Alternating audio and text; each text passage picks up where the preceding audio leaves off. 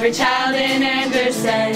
They're all talking about a railway of sleek and fast design. They're talking about the streetcars of the interurban line.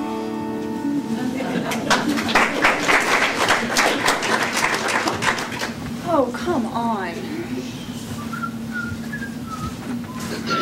Would you cut that out? Sorry. Hope you don't mind me saying so, ma'am, but what seems to be the problem? Well, it's my father's birthday, and he expects me to be home on time, but for all the days for this train to be late, and it's been 15 minutes. Jeepers. These interurbans must move like snails. Well, actually, the interurbans have been recorded of reaching speeds of up to 70 miles an hour. This isn't just your old horse and buggy, ma'am. It's a technological masterpiece. Oh, mighty trains are coming. It's tearing up the tracks. It's roaring through the countryside and it never looks back. Oh, mighty trains are coming across Indiana cities, going 70 miles an hour. You'll believe when you see. Technological masterpiece, huh? I don't believe in such things. Cars were supposed to be the best thing that ever happened to this state, but they sure haven't helped my family. My father was too lazy to learn how to drive one, so my sister and I spent hours in the field behind our house learning how to drive one, just so we could spend hours carting him around the entire city. And at least a horse and buggy don't run out of gas. And if I need to, I can hitchhike anywhere I want to go. Well, I understand what you're saying, but I sure don't miss having to walk 4 miles to work every day. I'd much rather walk down Stop 11 and be whisked away by the interurbans. Even a horse may decide to stop dead in the middle of an intersection and not budge another inch. I'd rather take the interurbans. But don't you miss all the scenery? All the beautiful farm fields in Preya Township being used to build roads for the buses and cars in the interurban? Well, the farm fields are dwindling. The city's doing all it can to stay beautiful. Take Bluff Avenue, for example. They have all those catalpa trees, and it's the most beautiful thing I've ever seen. They line both sides of the road, and in the spring and summer, they shade the road. Granted, there's a worm infestation problem, but it should only take a couple of fishermen to work that problem out. I suppose that's true. The trees really are quite beautiful. But I still have doubts about this interurban thing. I mean, the naming system is just plumb confusing. Wasn't this called the Lafayette Street Railway or something like that? Oh, no. It hasn't been called that since the first electric streetcar was built on August 30th, 1888. That line didn't even reach Indianapolis. The first interurbans built were the Indianapolis, Greenwood, and Franklin Railroad, which was built in the year 1900. This line right here is the Indiana Railroad, which reaches every major city in a 120-mile radius. Well, where do they travel to? From up north in Fort Wayne to down south in Vincennes, from over west in Terre Haute to east in Richmond, there's a train on the horizon and it's surely a good sign. It's coming round to your hometown, the interurban line. Oh, anywhere and everywhere. There's 11 other companies aside from the ones in Indianapolis. There are lines going to Richmond, Kokomo, Vincennes, Fort Wayne, Terre Haute, Elwood, Muncie, Anderson, Columbus, Logansport, and Evansville. Wow, they really do reach all over the state. I bet the company that owns them must be really rolling in the dough, if you catch my drift. Actually, there's 12 separate interurban companies, one for each city that they operate in, but I still wouldn't mind making half of their salary at my current job. Well, when you put it that way, I suppose the interurbans really are a technological masterpiece.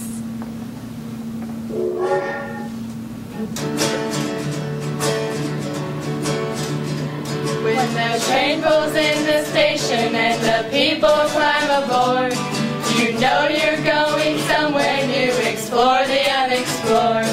Go tell the wonder stories of the train that gets you there, the story of the interurban railway that we share. Oh, what mighty trains are coming, it's tearing up the tracks, it's roaring through the countryside and it never looks back. Oh, what mighty trains are coming across Indiana cities, go 70 miles an hour, you'll believe when you see.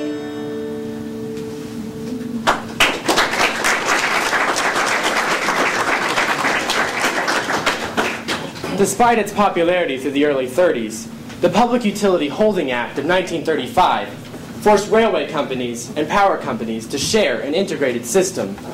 The electric interurban no longer had inexpensive sources of power, and railway companies were running short on money.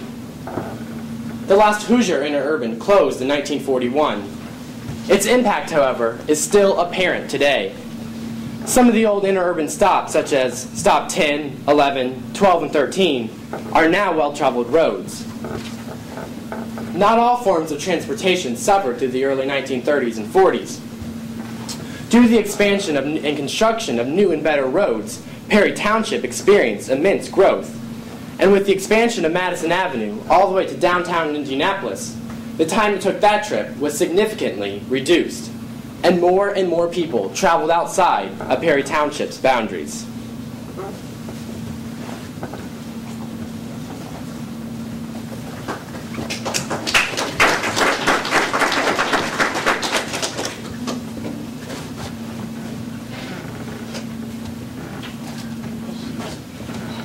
What took you so long to get here? I'm sorry, the Iceman came and I had to help unload. And now I have to go over on Bluff to one of the greenhouses to try and find a job. My mom's not doing so well at blocks.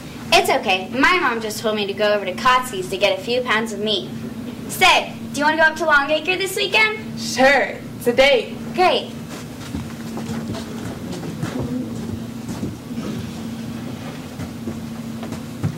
Local businesses are and were the heart and soul of Perry Township.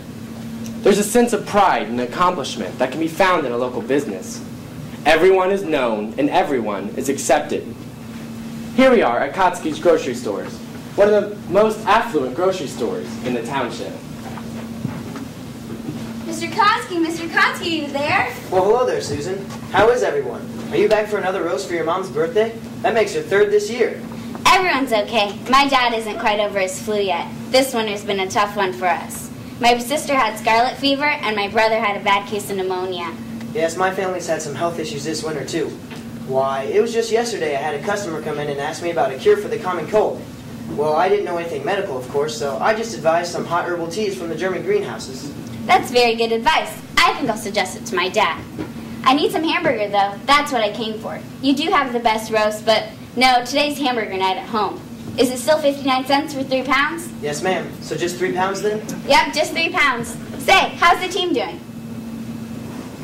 Frank Kotzky had owned a basketball team, as well as his grocery store.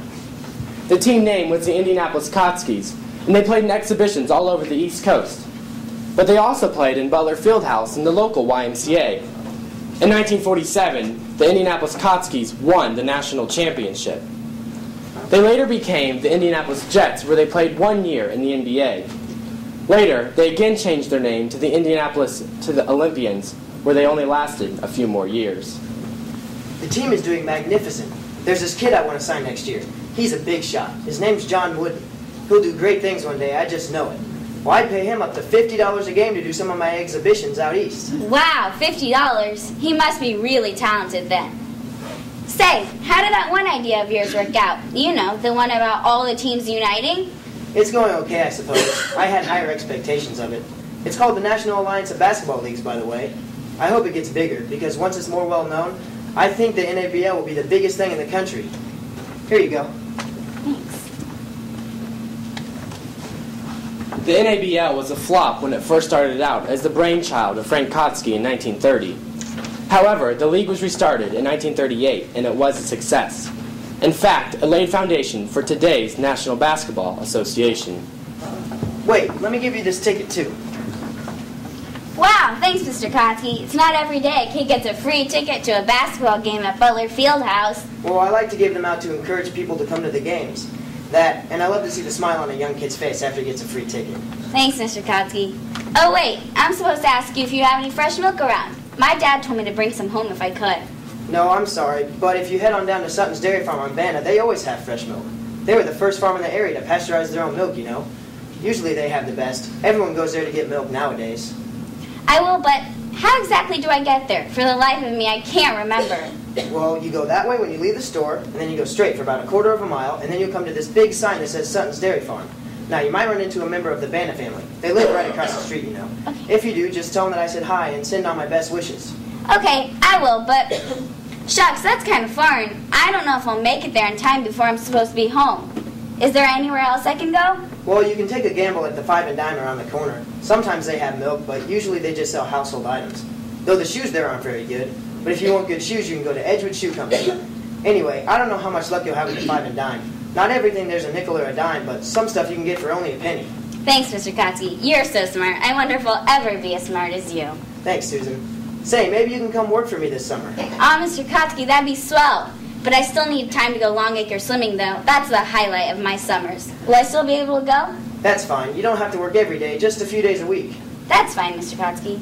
Say, is Longacre still as nice as when I was a kid? Yeah, I love it there. The one side looks like a real beach, and the other side's a huge hill where you can watch the fireworks on 4th of July. I bet the fireworks are swell. They're great. They're green and blue and purple and pink. It's amazing. Maybe I'll actually get to see some of them this year. Why haven't you been able to before? Well, I'm usually making deliveries. Really? That late? Actually, I'm getting back from delivering dinners to people. One year I was stuck at a service station and I didn't get to see any of them at all. I can see them on my way home sometimes, you see, but that time at the service station, now that was an adventure. What happened? Well, they were working on my car. You know, pumping the gas, pumping the tires, checking the oil, and checking the radiator. And all of a sudden, my engine set fire. Oh my goodness. I guess I got to see my own little fireworks show, though. Yeah, I guess you did. So what happened to your car? Well, it burned completely, and I didn't have the money to pay for a new one, so I just got a bike instead. Where'd you get your bike? From George Dudgeon. He owns a Supreme Bike Shop. Or, well, the Circle City Bike Shop now, I guess. That's where I got my bike, too. Yeah, well, George, he's been selling and fixing bikes since 1917. His business started out as a chicken coop. It's funny how things come together sometimes. Well, he started officially in 1922, and he's been going strong ever since. Anyway, back to my story. I couldn't make as many deliveries as I used to, so I eventually just stopped delivering altogether. It's easier that way. I suppose so. Also, I'm not as young as I used to be. It's hard for an old guy to get around these days. Oh, Mr. Kotsky, you're not old. Okay, I'm not really old, but this way is simpler, though. I hate to sound lazy, but business is easier when people come to me. I suppose so. That's what I would do. Say, when do you want me to work this summer? Well, I suppose you can work during the week and have the weekends free. I can't pay you very much, though. I hope that's okay. That's fine, Mr. Kotsky. I'll be happy to see you working for me, Susan. You're a bright kid. Thanks, Mr. Kotsky. I better be going. I have to get the milk and get home. But thanks for the job. It'll do me good to have some extra pocket money this summer. I'm glad I've been able to help you out. Have a good week. You too.